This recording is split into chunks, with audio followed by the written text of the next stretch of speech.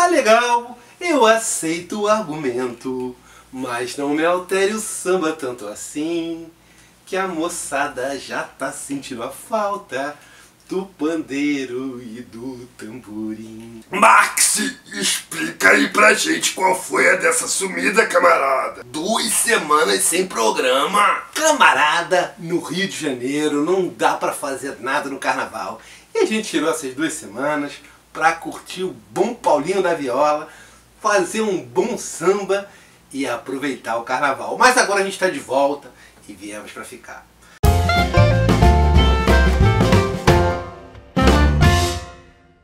Então, camarada, a gente abriu uma série falando sobre a Aardman e o stop motion. E no episódio passado, a gente falou especificamente sobre a Fuga das Galinhas. E isso é uma continuação de uma longa série que a gente vem fazendo, analisando algumas animações que tenham bastante a ver com o universo marxiano-marxista.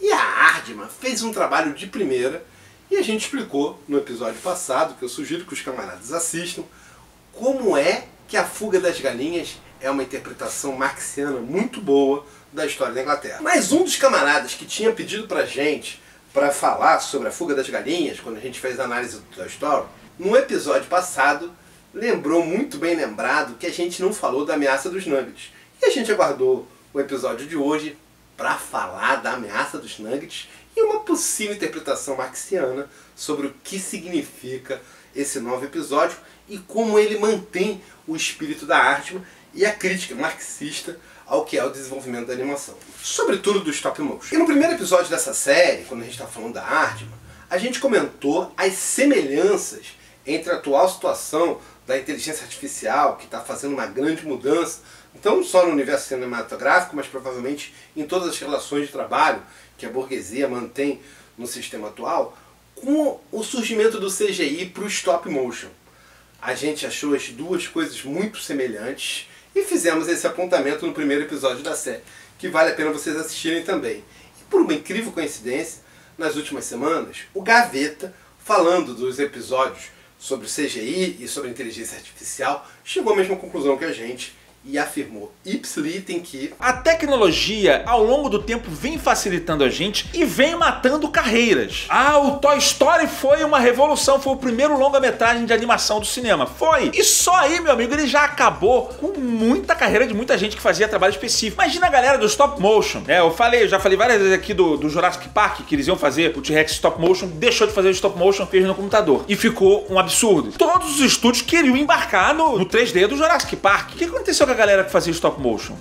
A gente concorda com o Gaveta e a gente tem a mesma interpretação. A Aardman, quando surgiu o CGI, e que foi quando ela teve o grande impulso ali do stop motion, ela fez uma resistência ferrenha e passou por uma grande crise, porque a maior parte do mercado de stop motion acabou e os trabalhadores que faziam isso ficaram sem emprego, sem trabalho e foram jogados de escanteio, tiveram somente a Aardman como o único baluarte a que se agarrar. Quando ela tem a chance de fazer o primeiro longa dela, que é a Fuga das Galinhas, ela faz uma crítica bem contundente ao sistema capitalista e todo o processo da Revolução Industrial dentro do capitalismo. A Aardman não é contra a indústria, ela é contra o capital. Mas faltaram 3 coisas a falar ainda sobre a questão da Fuga das Galinhas, que uma delas o camarada da edição cortou, porque o episódio ficou com 35 minutos e precisava terminar. Vocês devem lembrar que no finzinho do último episódio a gente falou que ainda tinha 2 coisas para falar e o camarada só deixou a gente falar de uma. A gente vai falar então da outra e aproveitar e dar uma espetadela na terceira para fechar bem a nossa análise sobre a Aardman, sobre a Fuga das Galinhas e iniciar a nossa interpretação sobre a Ameaça dos Nuggets, que vale bastante a pena assistir. E eu já vou logo dando alerta spoiler, se você não assistiu a Ameaça dos Nuggets, vai ter spoiler no vídeo de hoje. A gente comentou no episódio da Fuga das Galinhas que o campo ali, a granja em que as galinhas vivem, lembra muito as manufaturas narradas pelo Thompson do início da era da Revolução Industrial lá na Inglaterra, que veio ainda antes das máquinas. Na verdade, ali os trabalhadores são presos e obrigados a produzir ovos, trabalhar 14 horas por dia para enriquecer a dona da granja. No caso do início da Revolução Industrial lá na Inglaterra, acontecia uma coisa parecida com o campo dos pobres, em que os pobres, os miseráveis, eram presos em comunidades eclesiásticas de base e eram cedidos, levados pelos industriais quando eles precisavam de força de trabalho, de modo que aquilo ali serviu como uma reserva potencial para fazer as primeiras indústrias, que na verdade eram manufaturas. A Revolução Industrial, quando surge, o grande advento dela não é a máquina, como a gente costuma imaginar quando a gente pensa na Revolução Industrial, mas a organização do trabalho, a divisão do trabalho segmentado dentro da indústria, dentro das manufaturas. Isso fez com que o potencial de trabalho, a capacidade de trabalho do modo de produção desse um salto de qualidade e fosse possível produzir muito mais com menos trabalho. Então assim, aquelas granjas da fuga da galinha, na qual todos os trabalhadores são presos porque eles não têm a opção de sair daquele espaço, e todos os ovos, todo o fruto do trabalho é apropriado pelo dono da granja, representa muito bem o início do desenvolvimento do capitalismo na Inglaterra. Lembrando sempre que o capitalismo se desenvolve primeiro na Inglaterra e depois os outros países passam por um processo de industrialização. A Revolução Industrial, portanto, acontece primeiro na Ilha Britânica. E a história toda da fuga das galinhas é como um grupo de trabalhadores resolvem fazer um sistema sem classes dominantes, um sistema só de produtores, um sistema que seja feito só pelos trabalhadores. A gente pode dizer que é um sistema comunista ou um sistema anarquista, tanto faz. A ilha que os dois produzem é uma ilha só de produtores, onde não há mais nem granjeiro, nem donos de granja. No entanto, os criativos da Aardman, eles fazem uma pergunta no final do filme, que é: da onde surgiu o granjeiro? Da onde surgiu os capitalistas? O capitalista inicial, o capitalista que não fazia parte do sistema, que de repente aparece, ele surge dentro do filme da Fuga das Galinhas na figura de dois ratos que são parasitas. Na fala do próprio Galo, que é um dos heróis ali da história, um dos protagonistas, ele narra exatamente o que os criativos da arte pensavam desses capitalistas. Caras, vocês são com certeza os mais refinados vigaristas e parasitas que eu conheço. Ah, isso me comove. E para que não fique nenhuma dúvida, no final do filme, os créditos sobem com os dois ratos falando exatamente qual é o plano deles para o futuro daquela ilha de produtores. Olha, essa é a ideia. Que tal pegar um ovo e começar a nossa granja de galinhas? Assim teremos todos os ovos que pudermos comer. Boa. Precisamos de uma galinha. Não, precisamos de um ovo. Ou seja, começar um trabalho de granja, começar um sistema capitalista. Tem duas questões que a gente pode encontrar nesse filme. Um é que enquanto houver esse tipo de parasita, esse tipo de figura, há sempre o risco de que a granja volte. Há sempre o risco de que os trabalhadores voltem a ser explorados. Veja, o plano dos dois capitalistas, dos dois mascates, é começar uma granja. É pegar os filhotes daquelas galinhas que são produtoras, que são trabalhadoras autônomas, que vivem numa sociedade só de trabalhadores, e de novo submeter eles à divisão de classes e se apropriar dos ovos, do fruto do trabalho das galinhas. Essa era a segunda fala que o camarada lá da edição da internet acabou cortando do programa que a gente falou. Mas teve uma outra que a gente cortou quando estava construindo o roteiro, porque estávamos tentando fechar dentro do tempo, que é: a Aardman coloca uma questão interessante no fim do filme, quando a senhora Tucci tenta cortar a cabeça da Ginger fora. A senhora Tucci cai lá da altura e explode. E a explosão que acontece é uma explosão nuclear.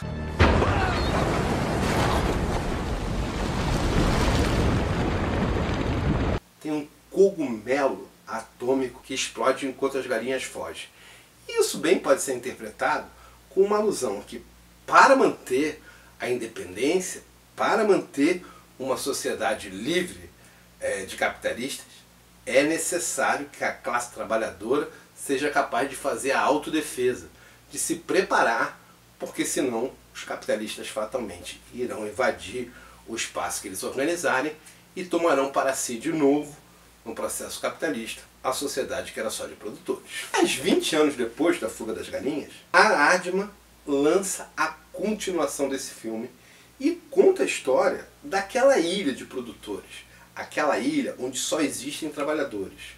Como é que ela se desenvolveu, como é que acontecem as coisas dentro da ilha e como é que é o dia a dia, né?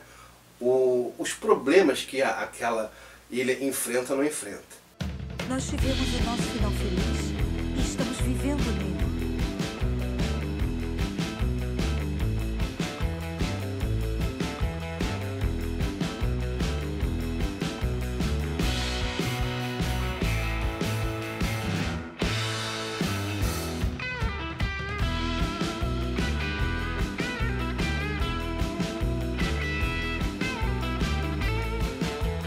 A gente tem uma pergunta que é: que ilha é essa?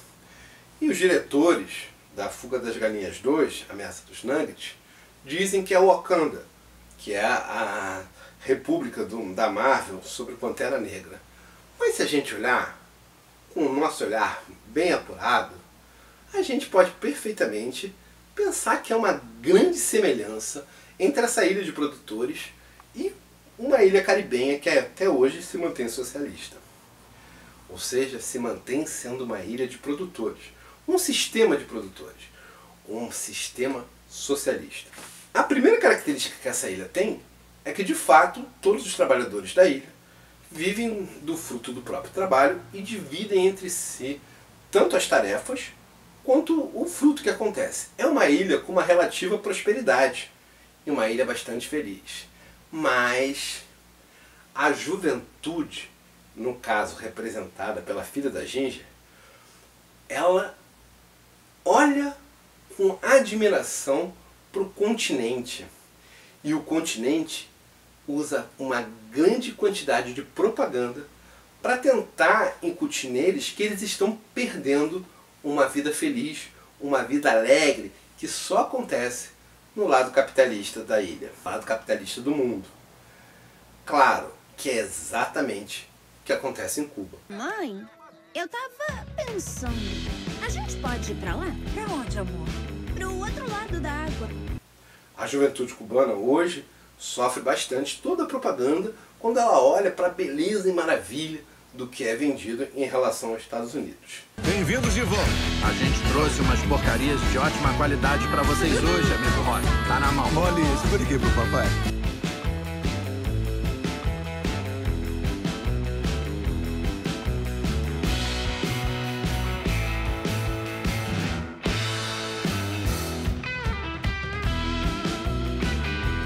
E é claro, a Ginger não se convence das falas nem da mãe, nem da antiga geração, porque falta àquela juventude a memória histórica do que aconteceu no processo da granja. Passado? Mas que passado? Aquele passado. Deixar pra trás. Mas esses foram os nossos dias de glória. É quem a gente é. É quem a gente foi. A gente passou por tudo aquilo pro nosso bebê não ter que passar. Quer saber? Você tá certo. Daqui pra frente, nossa única missão é proteger nosso bebê. Como ela não tem essa memória histórica, ela acredita nessa vida perfeita e feliz que é vendida pela propaganda dos caminhões que passam ali no continente e resolve fugir da ilha. O que é aquilo? Tem uma galinha sentada dentro de um balde e ela tá assim. Ai, que engraçado. Enquanto, claro, os antigos mantêm-se escondidos, tentam se manter à parte do sistema sem deixar que o sistema perceba que eles estão ali vivos, porque, claro, eles têm muito medo de que a granja retorne. A gente pode conversar sobre Ela tá certa, rapaz. Cantoria imprudente pode matar. Temos que ficar na incógnita. Vou dar uma aula de camuflagem meio-dia. Se você me achar... A filha da Ginger atravessa ali o oceano, o Caribe, e chega na parte continental. E ao chegar na parte continental, ela corre em direção ao que seria a indústria dos nuggets, a 8ª maravilha do mundo. Você vem ou não vem? Vou pra onde? O caminhão da galinha feliz. Você também viu? Eu vi. E aí a gente tem 2 interpretações de alegoria. Pode ser uma alegoria em relação ao que é o modo de vida americano, mas o mais possível, como eles utilizam um equipamento para enganar ali as galinhas e fazer com que elas vejam um mundo maravilhoso no lugar do mundo real, a gente pode pensar que é um aparelho de virtualidade, um celular, ou um computador, ou um smartphone que seja capaz de jogar aquela juventude para um mundo que não existe, um mundo falso, um mundo construído como se fosse um mundo bom de se viver, mas que nada tem a ver com a realidade. Olha pra elas. Elas parecem meio desmioladas. E aí a gente vê a vilã, né, a grande capitalista do primeiro filme, voltando a Senhora Tucci, desta vez com um poder absurdo, porque ela vai transformar todas as galinhas não em tortas, mas em nuggets. Essa é uma galinha comum. Simples, boba e se assusta facilmente. Sendo uma criatura obtusa, seu instinto natural ao entrar em processamento é sentir medo e pânico.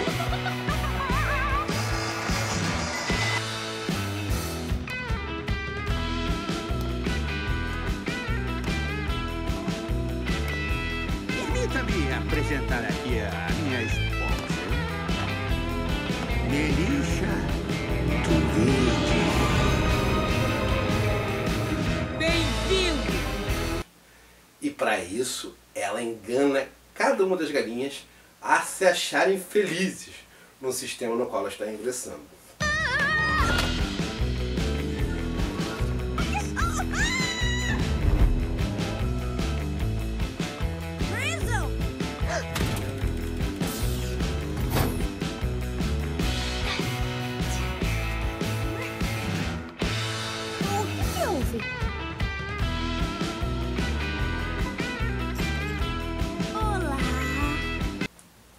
A história ali se desenvolve com os camaradas que viviam na ilha de trabalhadores indo recuperar a Ginger e, claro, no meio do processo se sentem impelidos a libertar a classe trabalhadora que é escravizada ali naquele local, seja ele os Estados Unidos, seja ele a Inglaterra ou o lugar do mundo no qual aquilo acontece.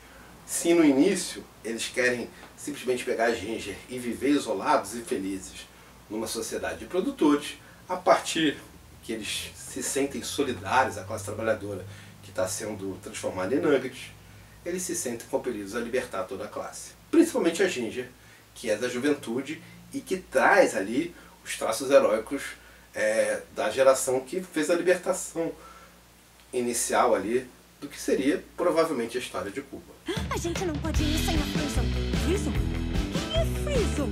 Ela é minha amiga. Eu não posso deixá-la aqui. Eu prometi que ia voltar. Por favor, Molly. Você não está entendendo. Mas você viu o que acontece? Ela vai morrer. E se a gente não for embora agora, a gente também vai morrer. Não importa. Eu não vou deixar ela. Essa interpretação, ela é bastante plausível, principalmente se a gente acompanhar o segundo filme e perceber que no final eles de fato conseguem vencer mais uma vez a Tucci e libertar a classe trabalhadora que de outro modo seria transformada em nuggets. A gente vai encerrar a série por hoje, mas a gente ainda vai ficar aberto a trazer novas avaliações marxianas e marxistas de outros episódios. Teve uma galera sugerindo que a gente falasse da família Dinossauro e talvez seja uma boa saída. Então vou pedir aos camaradas que estão assistindo aqui a série agora para darem uma sugestão lá no comentariado dizendo o que eles queriam ver a gente avaliando. E vou aproveitar o final desse episódio e pedir o de sempre, né, camarada? Sigam a gente nas nossas redes. Camarada, se você seguiu até aqui, para alguma coisa esse episódio serviu, né? Então você já sabe, se inscreva no canal, ative os sininhos para receber todas as notificações. A gente também está nessa rede daqui e agora a gente tem um canal no Zap que a gente também está utilizando para difundir informação. É isso, camaradada. Até a vitória! Sempre!